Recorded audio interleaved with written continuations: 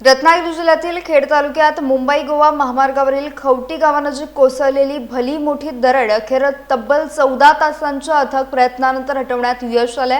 डोंगराचा मोठा भाग महामार्गावर कोसळल्याने वाहतूक पूर्णपणे ठप्प झाली होती।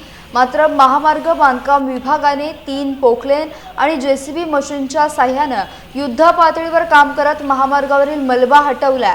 त्यानंतर या मार्गावरील वाहतूक अत्यंत सावधगिरीने आणि संथ गतीने पुन्हा सुरू करण्यात आली आहे। गेल्या 14 तासांपासून अडकून पडलेली अवजड वाहने, खासगी प्रवासी बस आणि इतर वाहने आता मार्गस्थ होत आहेत। दरम्यान परिसरात मुसळधार पाऊस अद्याप सुरू असल्याने पुन्हा दरड कोसळण्याची शक्यता लक्षात घेऊन प्रशासनाने घटनास्थळी सुरक्षा व्यवस्था वाढवली आहे।